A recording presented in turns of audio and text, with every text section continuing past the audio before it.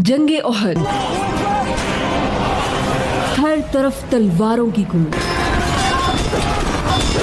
اور ایک عورت رسول اللہ صلی اللہ علیہ وسلم کی حفاظت کے لیے جنگ میں اترتی ہے، تلوار اٹھاتی ہے اور کفار مکہ کے سامنے چٹان بن کر کھڑی ہو جاتی ہے۔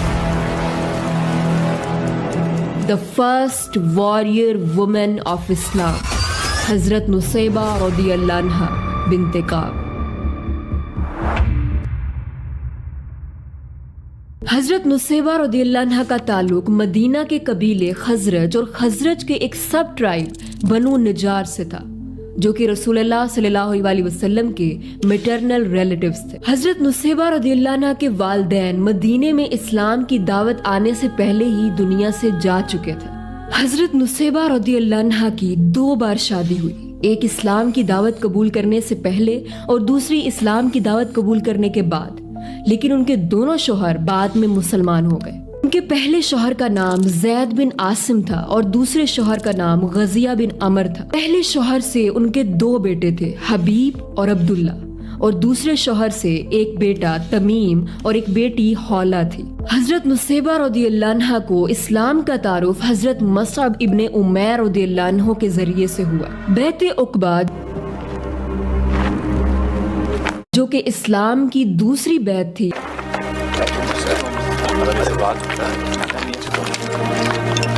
جس میں 70 مرد اور 2 عورتیں تھیں،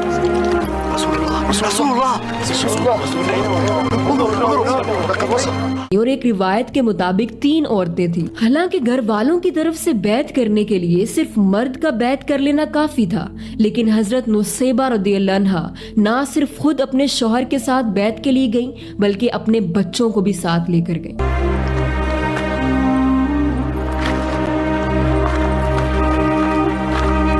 اور جب بیعت کے لیے حضرت نصیبہ رضی اللہ عنہا نے رسول اللہ صلی اللہ علیہ وسلم کی طرف ہاتھ آگے بڑھایا تو رسول اللہ صلی اللہ علیہ وسلم نے فرمایا کہ میں عورتوں سے ہاتھ نہیں ملاتا۔ سو یہ بیعت وربلی لی گئی اور حضرت نصیبہ رضی اللہ عنہا نے مدینہ واپس آ کر لوگوں کو اسلام کے بارے میں بتانا شروع کر دیا۔ 625 میں غزوہ بدر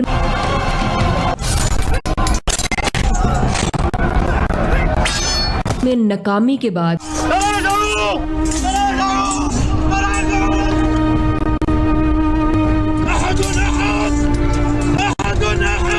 کفار مکہ 3000 کا لشکر لے کر مسلمانوں سے جنگ کرنے احد کے مقام پر آ جاتے ہیں۔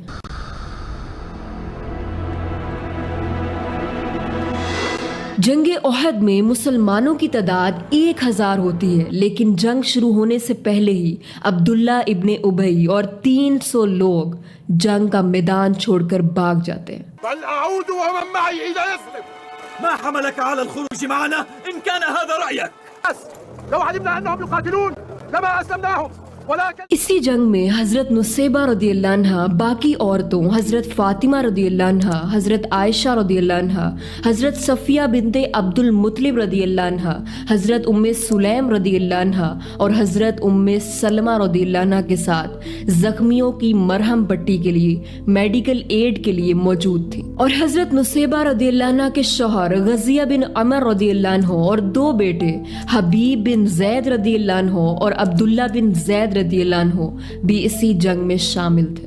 جنگ احد میں رسول اللہ صلی اللہ علیہ وسلم تقریباً 50 آدمیوں کو احد پہاڑ کے اوپر بھیج دیتے ہیں تاکہ کفار مکہ پہاڑ کے پیچھے سے حملہ نہ کر سکے، اور سختی سے ان کو حکم دیا کہ اگر تم دیکھو کہ مسلمان جنگ جیت گئے ہیں تو پھر بھی تم نے پہاڑ سے نیچے نہیں اترنا جب تک کہ میں تم سے نہ کہوں، اور اگر تم دیکھو کہ مسلمان جنگ ہار گئے ہیں اور پرندے ان کے جسموں کا گوشت نوچ رہے ہیں، پھر بھی تم نے اپنی جگہ سے نہیں ہلنا جب تک کہ میں تم سے نہ کہوں۔ يأمركم رسول الله أن تلزموا مكانكم فلا تبرحوه حتى لو رأيتمونا تخاطفنا الطير۔ آلدو اس جنگ میں مسلمانوں کی تعداد بہت کم تھی، لیکن جذبہ ایمانی ساتھ تھا۔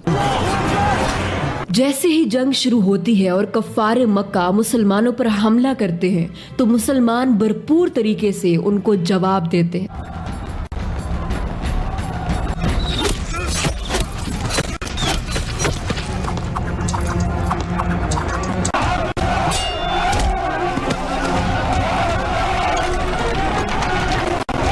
اور کفار مکہ کو کرش کرتے چلے جاتے ہیں، یہاں تک کہ کفار مکہ بھاگنے پر مجبور ہو جاتے ہیں۔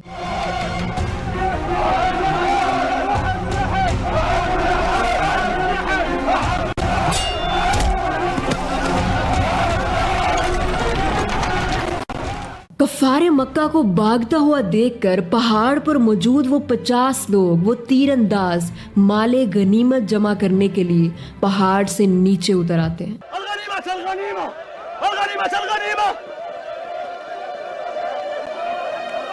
لا تبرحوا مكانكم لا تبرحوا مكانكم۔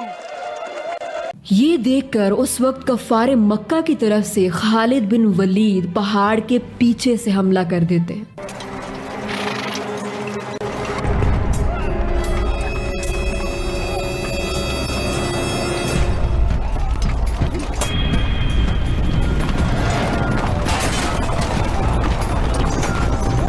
جیتی ہوئی جنگ کا نقشہ بدل جاتا ہے اور ایک ایک کر کے مسلمان شہید ہونے لگتے ہیں۔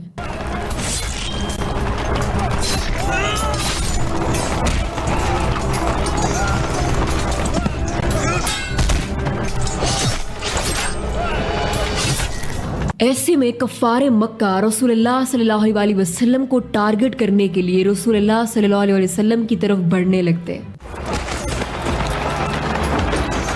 لیکن اسی وقت جب حضرت نصیبہ رضی اللہ عنہ کفار مکہ کو رسول اللہ صلی اللہ علیہ وسلم کی طرف بڑھتا ہوا دیکھتی ہیں تو وہ میڈیکل کا سامان چھوڑ کر اسی جنگ کے میدان سے حضرت نصیبہ رضی اللہ عنہ ایک تلوار اٹھاتی ہیں، ایک زرہ پکڑتی ہیں اور کفار مکہ اور رسول اللہ صلی اللہ علیہ وسلم کے درمیان ایک دیوار بن کر کھڑی ہو جاتی ہیں۔ جس طرف سے کفار مکہ رسول اللہ صلی اللہ علیہ وسلم پر حملہ کرتے ہیں وہ ان کے سامنے ایک چٹان بن کر ان پر حملہ کرتی ہے۔ جس طرف سے کفار مکہ رسول اللہ صلی اللہ علیہ وسلم پر حملہ کرنے کی کوشش کرتے ہیں، حضرت نصیبہ رضی اللہ عنہ ان کو منہ توڑ جواب دیتی ہیں اور رسول اللہ صلی اللہ علیہ وسلم کی حفاظت کرتی ہیں۔ اس کے بارے میں بیان کرتے ہوئے خود رسول اللہ صلی اللہ علیہ وسلم نے فرمایا کہ جب میں دائیں دیکھتا تو نصیبہ نظر آتی، جب میں بائیں دیکھتا تو نصیبہ نظر آتی، ہر طرف میں نصیبہ کو میری جان کی حفاظت کرنے کے لیے لڑتے ہوئے دیکھتا تھا۔ چونکہ حضرت نصیبہ رضی اللہ عنہ خود جنگ احد میں موجود تھیں، اس لیے وہ خود جنگ احد کے بارے میں بتاتی اور فرماتی کہ میں نے دیکھا کہ یہ ہوا، میں نے دیکھا کہ یہ ہوا۔ کفار مکہ رسول اللہ صلی اللہ علیہ وسلم پر حملہ کر رہے تھے اور صرف حضرت نصیبہ رضی اللہ عنہ، ان کے شوہر، ان کے دونوں بیٹے اور چند اور لوگ آپ صلی اللہ علیہ وسلم کی حفاظت کے لیے وہاں موجود تھے۔ حضرت مصعب رضی اللہ عنہ جن کی شکل و صورت رسول اللہ صلی اللہ علیہ وسلم سے بہت زیادہ ملتی تھی، وہ کفار مکہ کا رسول اللہ صلی اللہ علیہ وسلم کی طرف سے دھیان بھٹکانے کے لیے ان کو اپنی طرف دور لے کر جاتے، لیکن عبداللہ ابن کمیہ حضرت مصعب رضی اللہ عنہ پر وار کر کے انہیں ختم کر دیتا ہے، جس کی وجہ سے کفار مکہ میں یہ شور مچ جاتا ہے کہ رسول اللہ صلی اللہ علیہ وسلم کو نعوذ باللہ قتل کر دیا گیا۔ رسول اللہ کہاں ہے؟ وہ شہید ہو گئے، میں نے کس طرح دیکھا ہے؟ نہیں وہ زندہ ہے، نہیں۔ جنگ احد میں حضرت نصیبہ رضی اللہ عنہ کو 13 زخم لگتے ہیں، ان میں سے ایک زخم شولڈر پر لگتا ہے جو اتنا گہرا ہوتا ہے کہ بعد میں 1 سال لگتا ہے اس زخم کو بھرنے کے لیے۔ لیکن تمام زخموں کے باوجود حضرت نصیبہ رضی اللہ عنہ جنگ ختم ہونے تک رسول اللہ صلی اللہ علیہ وسلم کو پروٹیکٹ کرنے کے لیے کھڑی رہتی ہیں۔ رسول اللہ صلی اللہ علیہ وسلم ان کی جنگی قابلیت کی تعریف کرتے ہوئے فرماتے کہ وہ فلاں سے بھی بہتر تھیں، وہ فلاں سے بھی بہتر تھیں، اور حضرت نصیبہ رضی اللہ عنہ کے پورے خاندان کی تعریف کرتے ہوئے فرماتے کہ کیا خاندان ہے، واٹ اے فیملی۔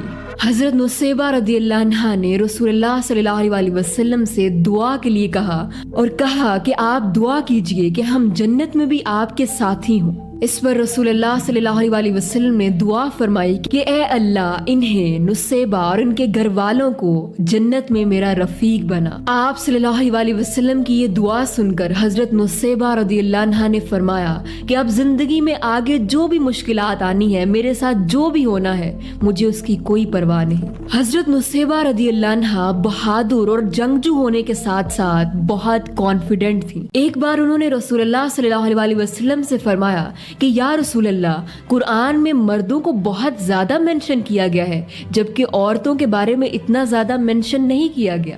تو کچھ عرصے بعد سورہ احزاب کی آیت نازل ہوئی کہ ان المسلمین والمسلمات والمؤمنین والمؤمنات۔ اگر ہم احادیث کا مطالعہ کرتے ہیں تو حضرت نصیبہ رضی اللہ عنہا سے ہمیں کچھ روایات بھی ملتی ہیں، جیسے کہ ایک بار رسول اللہ صلی اللہ علیہ وسلم حضرت نصیبہ رضی اللہ عنہا کے گھر تشریف لائے۔ انہوں نے فوراً کھانا پیش کیا۔ آپ صلی اللہ علیہ وسلم نے کہا کہ تم بھی کھاؤ۔ حضرت نصیبہ رضی اللہ عنہا نے کہا کہ یا رسول اللہ، میرا روزہ ہے۔ اس پر رسول اللہ صلی اللہ علیہ وسلم نے فرمایا کہ جس روزے دار کے پاس لوگ کھاتے ہیں، فرشتے اس کے لیے دعا کرتے رہتے ہیں جب تک کہ وہ کھا نہ لیں۔ حضرت نصیبہ رضی اللہ عنہا کا ایمان اس قدر مضبوط تھا کہ وہ اسلام کے لیے ہر وقت قربانی دینے کے لیے تیار رہتی تھی، چاہے وہ قربانی اپنی ذات سے ہو، اپنی اولاد سے ہو، مال سے ہو یا کسی بھی طرح سے۔ یہی وجہ ہے کہ جب مسیلمہ کذاب نے نبوت کا جھوٹا دعویٰ کیا اور اپنے سفیر رسول اللہ صلی اللہ علیہ وسلم کے پاس بھیجے اور مطالبہ کیا کہ ہم نبوت کو آدھا آدھا بانٹ لیتے ہیں، تو رسول اللہ صلی اللہ علیہ وسلم نے اس کے سفیروں کو کچھ نہ کہا اور سفیروں کو واپس بھیج دیا اور اپنے 2 سفیر اس کی طرف بھیجے، جن میں ایک حضرت نصیبہ رضی اللہ عنہ کے بیٹے حبیب ابن زید تھے۔ جب دونوں سفیروں نے مسیلمہ کذاب کو رسول اللہ صلی اللہ علیہ وسلم کا لیٹر دیا، جس میں یہ واضح طور پر لکھا تھا کہ ساری زمین تو اللہ کی ہے اور تم ایک جھوٹے نبی ہو، تو اس کذاب نے حبیب ابن زید رضی اللہ عنہ سے پوچھا کہ کیا تم گواہی دیتے ہو کہ محمد اللہ کے رسول ہیں؟ انہوں نے کہا کہ بالکل، میں گواہی دیتا ہوں۔ پھر اس نے پوچھا کہ کیا تم یہ گواہی دیتے ہو کہ میں بھی رسول ہوں؟ انہوں نے کہا کہ مجھے کچھ نہیں سنا گیا۔ 3 بار ایسا کرنے پر جب حبیب ابن زید نے یہی جواب دیا کہ مجھے کچھ سنا نہیں گیا، تو مسیلمہ کذاب نے انہیں باندھ دیا اور پھر زندہ ہی ایک ایک کر کے ان کے جسم کے پارٹس کاٹ دیے۔ حبیب ابن زید کو اتنی بےدردی سے شہید ہوتا ہوا دیکھ کر دوسرے امبیسڈر نے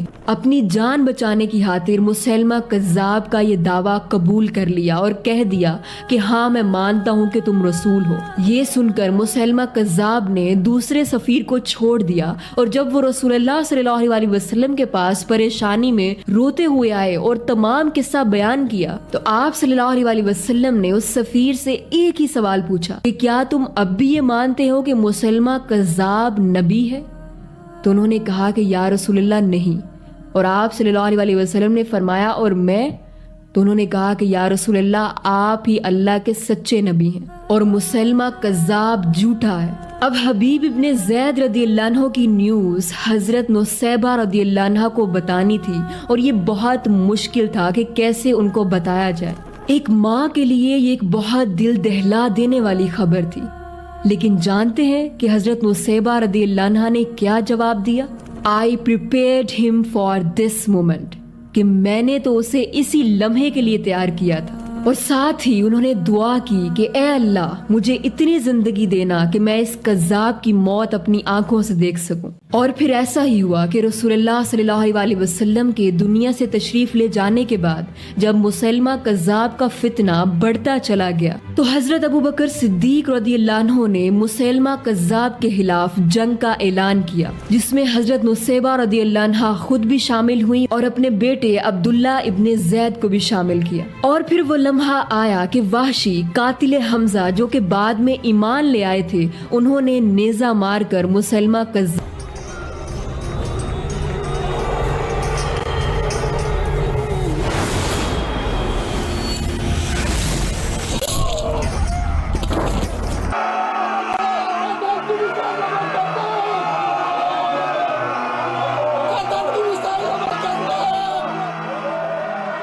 حضرت نصیبہ رضی اللہ عنہا نے جنگ احد کے بعد اپنی زندگی میں ہونے والی تمام جنگوں میں حصہ لیا۔ حدیبیہ، حنین، یمامہ، حضرت نصیبہ رضی اللہ عنہ حضرت عمر فاروق رضی اللہ عنہ کے دور خلافت تک زندہ رہی اور انہیں جنت البقیع میں دفن کیا گیا۔ یہ تھی ایک ایسی مسلمان عورت کی کہانی کہ جس کی کہانی جیسی اور کسی کی کہانی نہیں۔ اسلام کی پہلی خاتون جو جنگوں میں مردوں کے شانہ بشانہ لڑی، جس کی تعریف خود رسول اللہ صلی اللہ علیہ وسلم نے کی، جس نے یہ ثابت کیا کہ جذبہ ایمانی جینڈر کو، مرد اور عورت کو نہیں دیکھتا، اور جب دین کی بات آ جائے، جب اللہ اور اس کے رسول صلی اللہ علیہ وسلم کی بات آ جائے تو چاہے جان کی قربانی دینی پڑے، مال کی، اولاد کی، ہر طرح سے بس حاضر ہو جانا ہے۔ For more videos stay tuned. جزاک اللہ خیرہ۔ السلام علیکم ورحمۃ اللہ۔